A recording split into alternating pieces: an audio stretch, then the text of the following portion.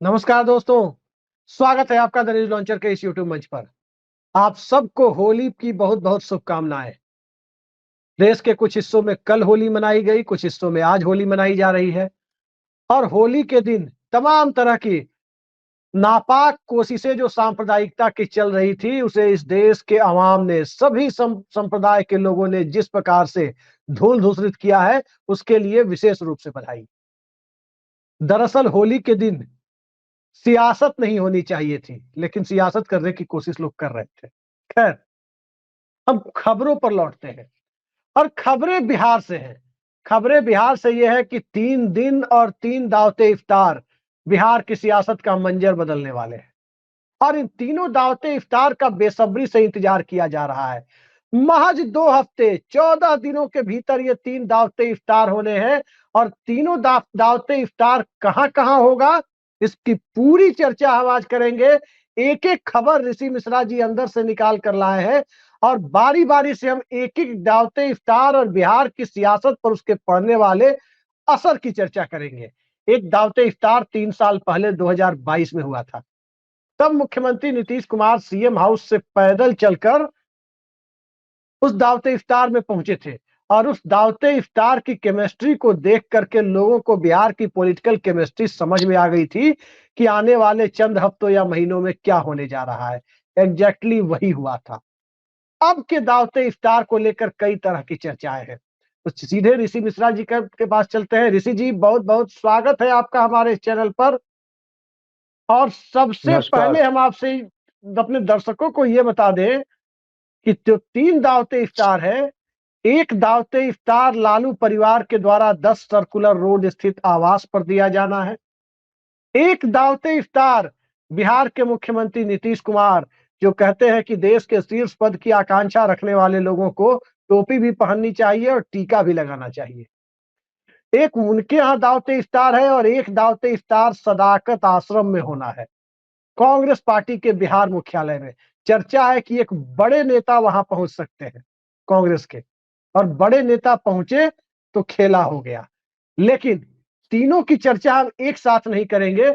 तीनों दावते इफ्तार की हम बारी बारी से चर्चा करेंगे और कुछ और राजनीतिक खबरों भी है, उनकी भी चर्चा करेंगे। तो पहला सवाल ऋषि जी, 10 सर्कुलर रोड का दावते इफ्तार, लालू परिवार का दावते इफ्तार, तेजस्वी यादव का दावते इफ्तार, क्या लगता है नीतीश कुमार पैदल पहुंचने वाले हैं? चर्चा जोरों पर है कि नीतीश कुमार पहुंचने वाले हैं और आप ही ने खबर दी है, क्या है? बिल्कुल सही कहा आपने। पहले तो दर्शकों को होली की ढेर सारी शुभकामनाएं। बिल्कुल सही कहा आपने कि कुछ हिस्सों में कल होली था, कुछ हिस्सों में आज है। तो तमाम हमारे सम्मानित दर्शकों को, आम आवाम को, पूरे देशवासियों को होली की ढेर सारी शुभकामनाएं। और जिस प्रकार से कल होली का आयोजन हुआ और लोगों ने शांति से उन नेताओं को करारा जवाब दिया, इसके लिए साधुवाद। अब आते हैं आपके सवाल पे। देखिए, तेजस्वी यादव यानी लालू राबड़ी आवास पे इफ्तार पार्टी होने जा रही है और चर्चा ये है कि नीतीश कुमार भी उस इफ्तार पार्टी में शामिल होंगे। जी। और ये चर्चा ही नहीं है, जो मेरे पास खबर है कि उनको बजाते निमंत्रण दिया गया है नीतीश कुमार को। और तारीख और भी जो लोग अपनी सुविधा से तय कर रहे हैं। हाँ, और उसमें नीतीश कुमार ने, जो मेरे पास खबर है, हो सकता है वो गलत भी हो, हाँ, लेकिन जो हम खबर देते हैं जनरली गलत होता नहीं है। हाँ, और खबर ये है कि नीतीश कुमार ने हामी भर दी है। अब सवाल ये जी, उठता है, जब नीतीश कुमार, लालू यादव और राबड़ी देवी और तेजस्वी यादव जब मिलेंगे तो केमिस्ट्री क्या होगा, बॉडी केमिस्ट्री क्या होगा, बॉडी का हाव भाव क्या होगा। और हाँ, देखिए, जनरली कोई दो बड़े नेता मिलते हैं तो उनके जो एक बॉडी लैंग्वेज होता है, बात करने का जो तरीका होता है, गुफ्तगू करने का जो तरीका होता है, उससे बहुत से पॉलिटिकल मैसेज मिल हाँ, जाते हैं। और इन दिनों आप जानते हैं कि बीजेपी जेडीयू एलजेपी को लेकर किस प्रकार से गुत्था गुत्थी है, एक हाँ, दूसरे को स्टार मात देने में लगे हुए हैं। एलजेपी का कुछ और सुर है, बीजेपी के बिहार प्रदेश नेताओं का कुछ और कहना है, राष्ट्रीय जो लीडरशिप है उनका कुछ और कहना है। दूसरी तरफ नीतीश कुमार चाहते हैं कि जिस गठबंधन में रहे हों और जिस गठबंधन के तहत चुनाव लड़े, तो कम से कम उनके लीडरशिप को लेकर जो घोषणा पहले हो जाए, टिकट डिस्ट्रीब्यूशन यानी सीटों का जो एक जो फॉर्मूला तय हो, उससे पहले ये डिक्लेयर हो जाए कि नीतीश कुमार के लीडरशिप में ही चुनाव होगा और नीतीश कुमार ही मुख्यमंत्री होंगे। तो अभी तक ना इधर क्लियर हुआ है, तो एक कंफ्यूजन का एक मतलब कंफ्यूजन का जो बादल बिहार की राजनीति में, खासकर पटना के राजनीतिक गलियारों में जिस प्रकार से फैला हुआ है, और उस कंफ्यूजन के भंवर में नीतीश कुमार का लालू यादव के इफ्तार पार्टी में जाना एक कहीं न कहीं एक बड़े संकेत मिल रहे हैं। मैं ये नहीं कह रहा हूं कि बहुत बड़ा कोई खेला होने जा रहा है, इधर से इधर आ जाएंगे, लेकिन राजनीति में संकेत को, बिहार में मतलब राजनीति में संकेत का बहुत ही बड़ा एक मायने होता है अभिषेक जी। तो देखते हैं उस दिन इफ्तार पार्टी में आपने संकेतों की बात कही है, आपने दोनों संकेतों नेताओं की का बॉडी बात कही लैंग्वेज है। रहता है जी।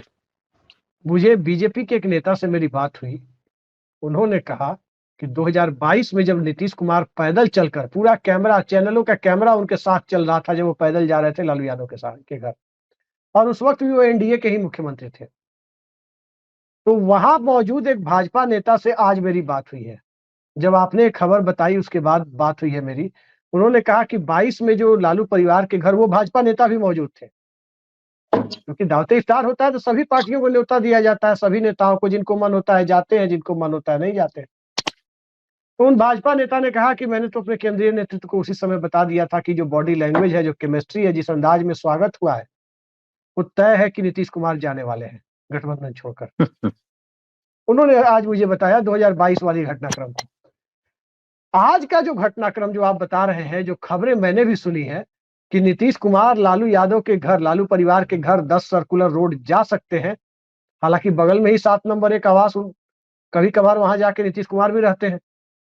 जब भी सीएम हाउस में रेट्रो फिटिंग होती है, 2019 में भी, 2022 में भी रेट्रो फिटिंग जब हो रही थी, तो जाके नीतीश कुमार 7 सर्कुलर रोड में ही रह रहे थे, और रेट्रो फिटिंग 9 अगस्त को हो गई थी। तो आपको पता ही है सारी बातें। ये बताइए, इस खबर के बाद तो मोदी शाह की पूरी राजनीति है, पूरी सियासत की तो गड़बड़ा गई होगी, नींद उड़ गई होगी कि क्या हो रहा है ये। क्योंकि ये तो कहेंगे कि भाई हम तो इफ्तार में जा रहे हैं, उनको आप रोक भी नहीं सकते।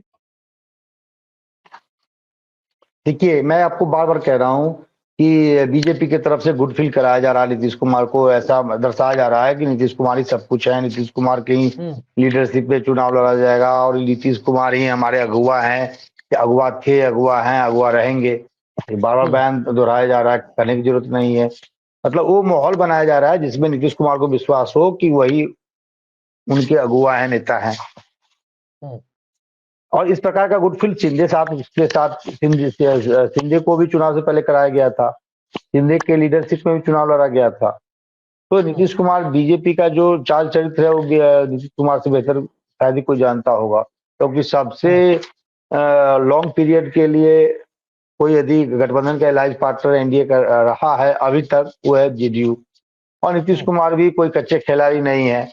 तो मैं बार बार कह रहा हूं कि इन तमाम डेवलपमेंट से नीतीश कुमार मैसेज देना चाहते हैं। मैं आपको बताऊं, एक एक आपको मैं पॉइंट बता रहा हूं। जैसे अमित शाह ने कॉन्क्लेव में बयान दिया, तमाम प्रोग्राम कैंसिल कर दिए। जिस प्रोग्राम का अगुवा खुद नीतीश कुमार थे, उस प्रोग्राम में भी नहीं गए, क्योंकि उनको मैसेज देना था। 2 दिन इतने गंभीर बीमार रहते हैं कि कहीं नहीं जाते हैं, लेकिन 2 दिन में फिर स्वस्थ हो जाते हैं। कौन सा ऐसा बीमारी उनको हुआ था? ऐसा बीमारी तो बुखार उखार या थोड़ा सा सर्दी खांसी वाला ही 2 दिन में रिकवर हो जाता है। उसके बाद आप देखिए तमाम ऐसे डेवलपमेंट हुए। जब जब संकेत बीजेपी ने दिया है, तब तब उस संकेत को काउंटर नीतीश कुमार ने भी किया है। तुम यदि होता है ना कि यदि कोई गाड़ी उधर से आ रहा है, उधर से दोनों भुक भुक मारता है, इंडिकेशन देता है कि कौन जाएगा बाएं, कौन जाएगा दाएं। उसी तरह यदि इधर से इंडिकेशन कुछ देते हैं, तो नीतीश कुमार भी इंडिकेशन देते हैं। तो अभी तक आप देखिए, चुनावी, एक तरह से चुनावी मौसम में, बिहार में चुनावी मौसम आ चुका है और अभी तक डिक्लेयर नहीं हुआ है कि गठबंधन का चेहरा कौन होगा। और ये मैं नहीं कह रहा हूं, निशांत कुमार ने खुद कहा था कि मेरे पिता को गठबंधन का चेहरा मान लीजिए।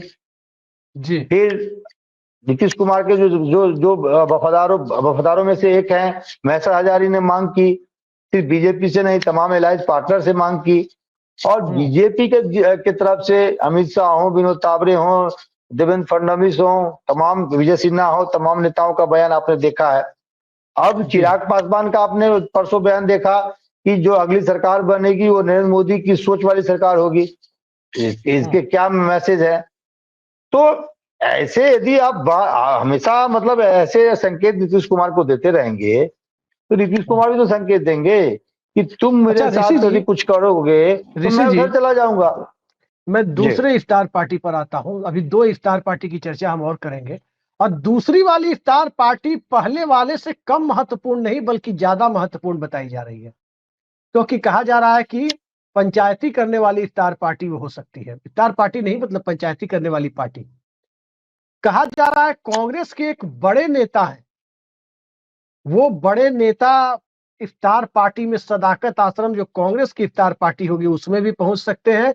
और यदि संभव हुआ, यदि दिल्ली से पार्टी आला कमान का निर्देश हुआ, तो वो नेताजी लालू यादव के यहाँ इफ्तार पार्टी में अगर नीतीश कुमार के पहुंचने की बात मुकम्मल रूप से तय हो गई तो वो नेताजी भी दिल्ली से पहुंच सकते हैं। कौन है कांग्रेस के वो सूत्र जो नीतीश कुमार जिनसे लगातार कथित तौर पर टच में रहते हैं? वैसे सभी पार्टियों के नेता सभी पार्टियों में टच में रहते हैं, इसमें कौन सी बड़ी बात है, सामान्य सी चीज है। लेकिन उनके पहुंचने पर क्यों माना जा रहा है? कौन है वो नेता, जरा हमारे दर्शकों को बता दीजिए। वो मनमोहन सिंह के घर में भी थे कहा जाता है। हाँ हाँ बिल्कुल सही कहा आपने। जब मनमोहन सिंह को श्रद्धांजलि देने गए थे नीतीश कुमार तो प्रियंका गांधी के साथ वो नेता मौजूद थे। आपने बिल्कुल सही कहा। वो नेता देश के जाने में, वो मैं बता देता हूँ, वो नेता देश के जाने माने लॉयर भी हैं, फर्रुखाबाद से बिलोंग करते हैं, और नीतीश कुमार के अच्छे मित्र भी हैं। सलमान खुर्शीद उनका नाम है।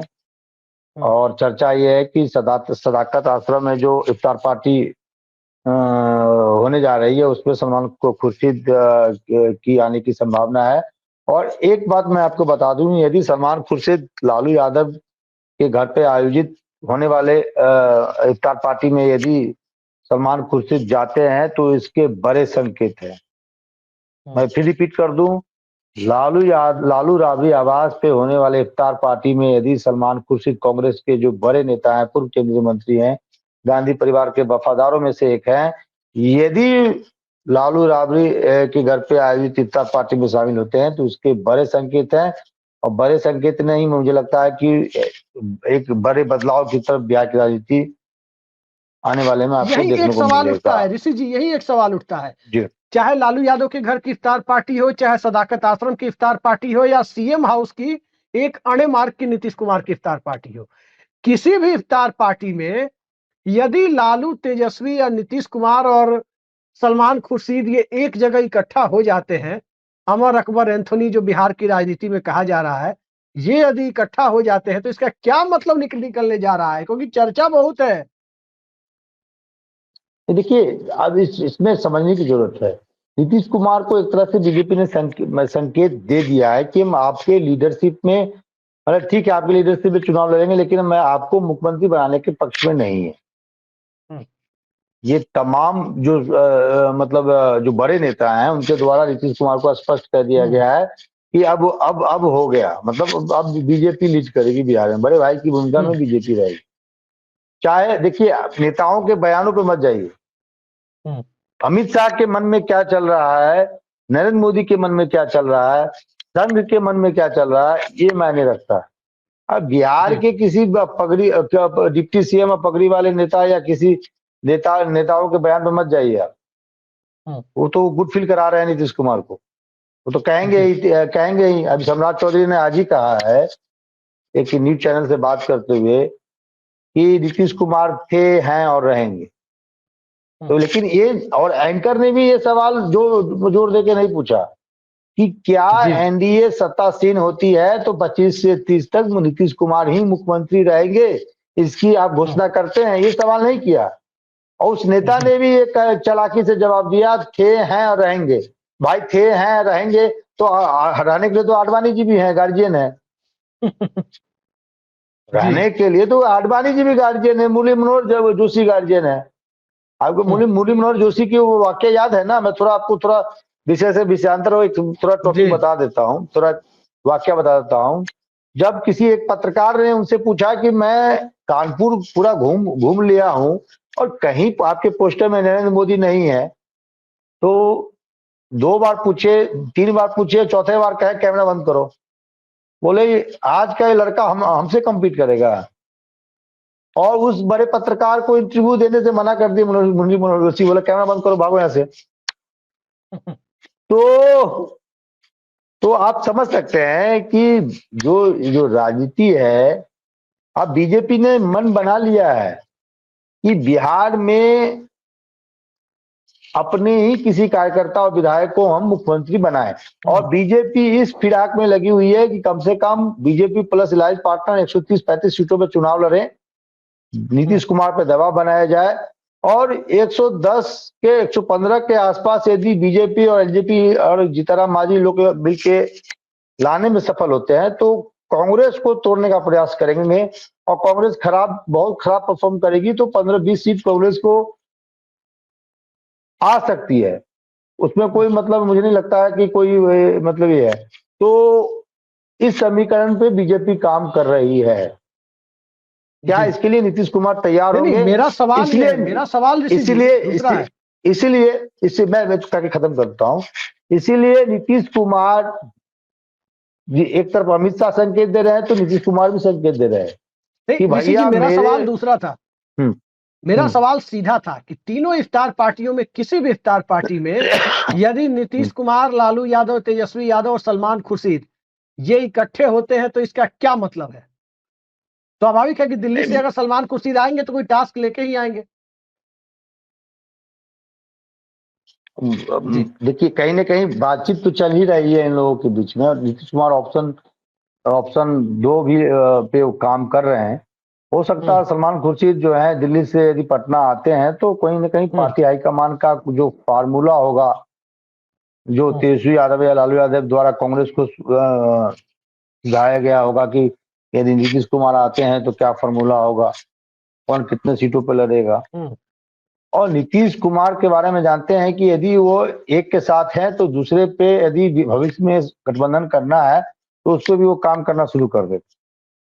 और ये संकेत बीजेपी को इफ्तार पार्टी में यदि नीतीश कुमार जाते हैं और वहां लालू यादव, सलमान खुर्शीद जैसे नेता की मौजूदगी होती है, तो इसका बिल्कुल संकेत है कि भैया मेरी बात नहीं मानोगे तो फिर तुम मुझे चाहो नहीं चाहो कोई बात नहीं, किसी गैर को चाहोगी तो मुश्किल होगी।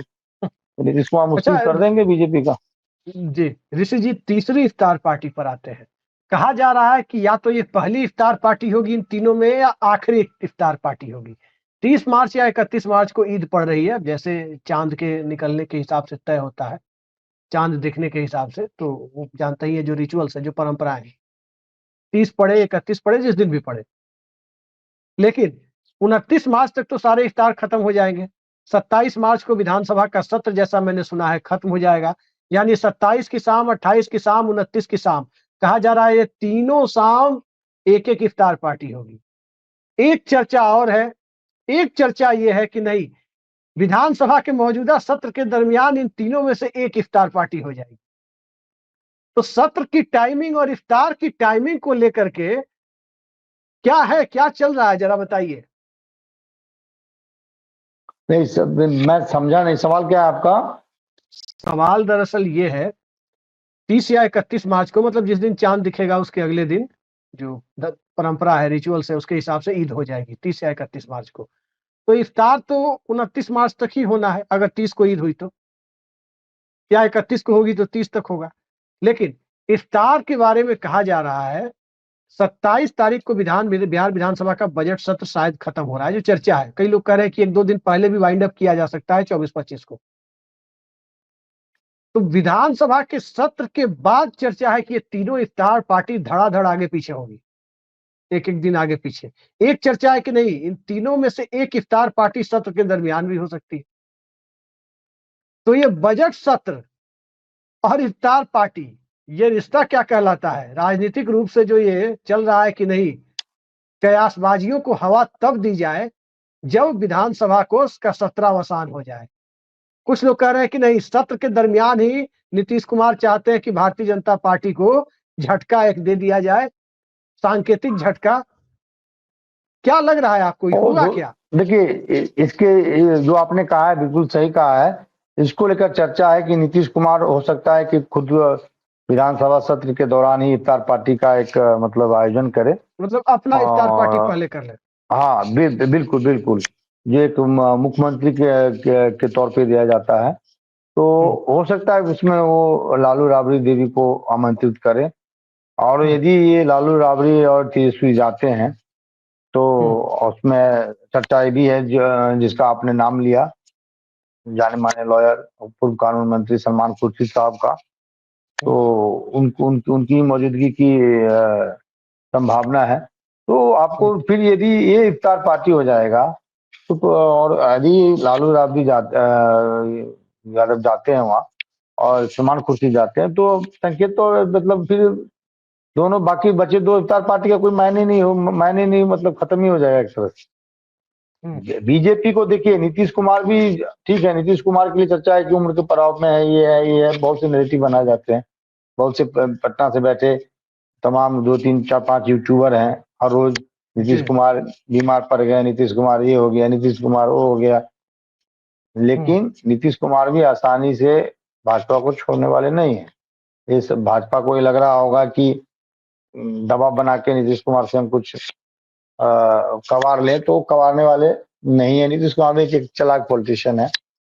चर्चा निशांत को लेकर है, निशांत की राजनीति में एंट्री होती है नहीं होती है, बजट सत्र के बाद होता है, क्योंकि नीतीश कुमार चाहते हैं कि निशांत चुनाव लड़े, और जिस विधानसभा क्षेत्र से वो विधायक चुने गए थे उसी विधानसभा क्षेत्र से निशांत की राजनीति लॉन्चिंग हो सकती है। तो तमाम खबरें हैं बिहार को लेकर, और आपने देखा भी आज पटना के सड़कों पे किस प्रकार से तेज प्रताप यादव जो है हुड़दंगी बच्चों की तरह।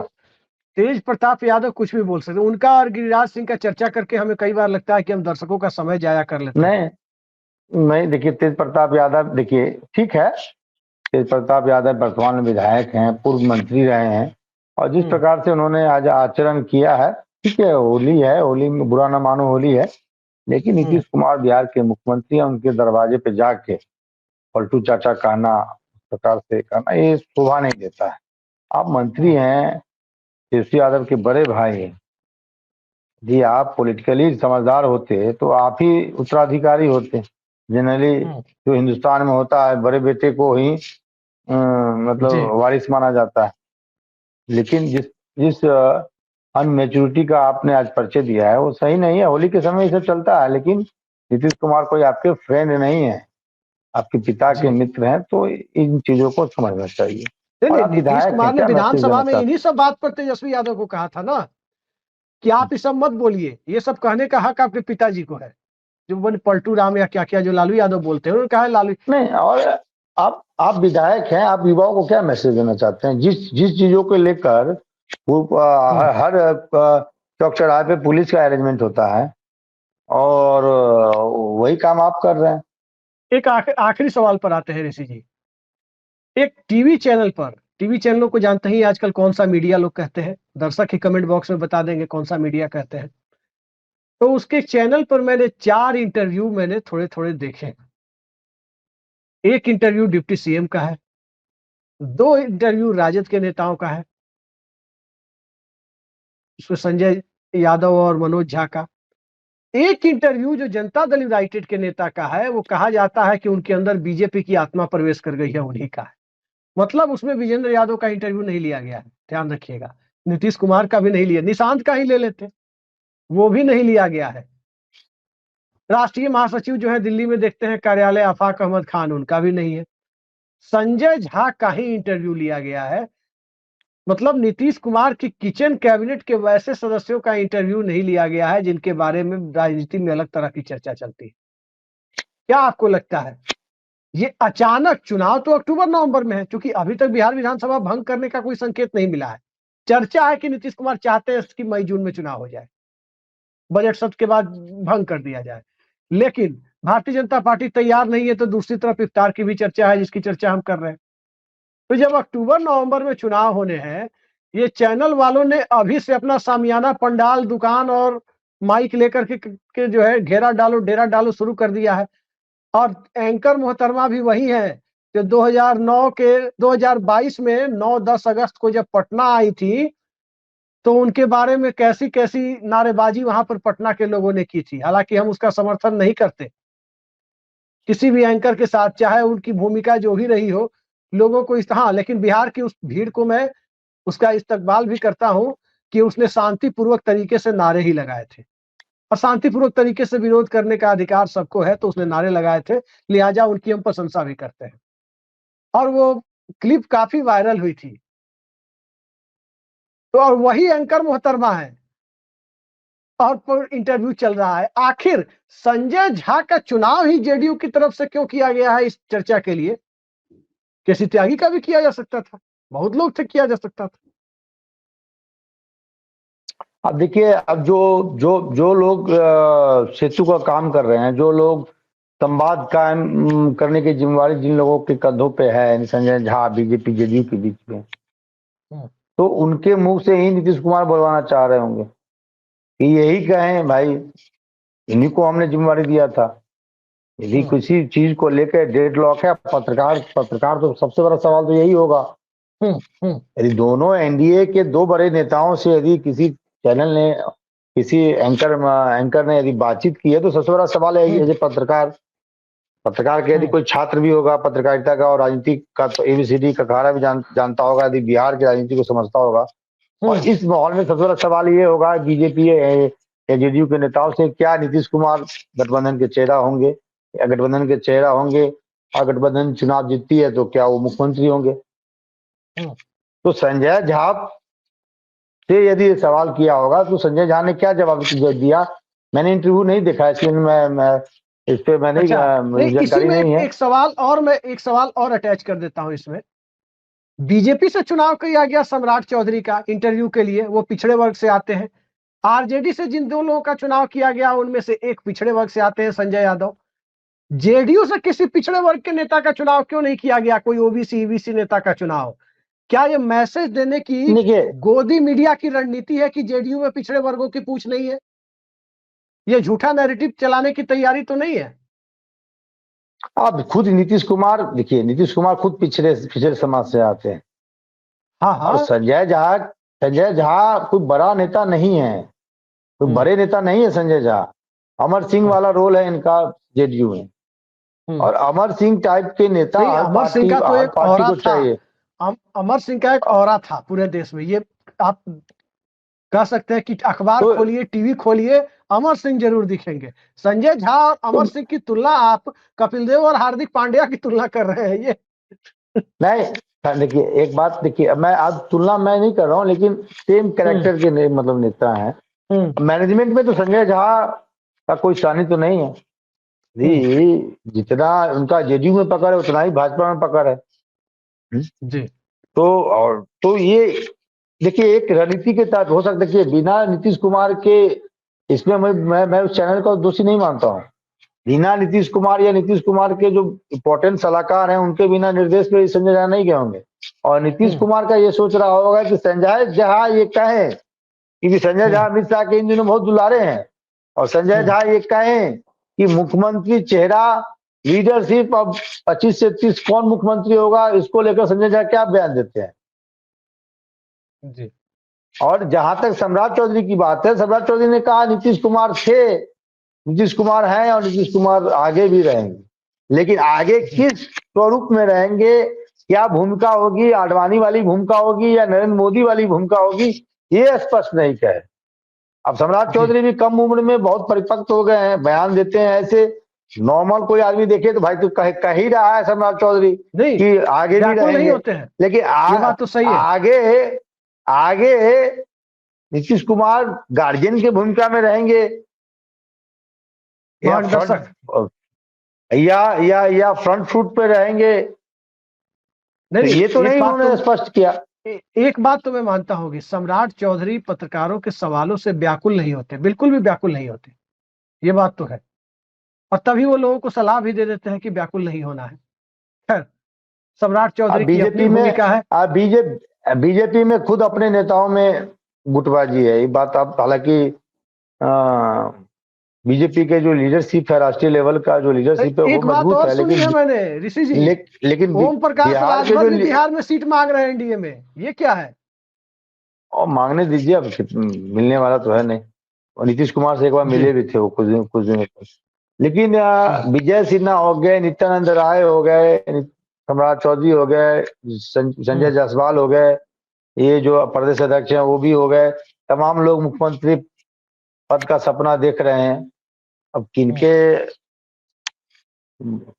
सर पे ताज होगा ये आने वाले दिनों में पता चलेगा। लेकिन नीतीश कुमार पहले कुर्सी छोड़े तब ना, बेचारे ये लोग सपना देख रहे हैं, दिखने दीजिए। एक मैं मैसेज देना चाहता हूँ, एक मैं धन्यवाद देना चाहता हूँ आम लोगों को कि देखिए, पहले तो श्रद्धांजलि एक देना चाहता हूँ कि जिस प्रकार से परसों एएसआई एसआई रैंक के थे संतोष सिंह, जिस प्रकार से अपराधियों ने उनकी निर्मम हत्या कर दिया, गोली मार दी, तो उस मैं ये कहीं ना कहीं गलत है।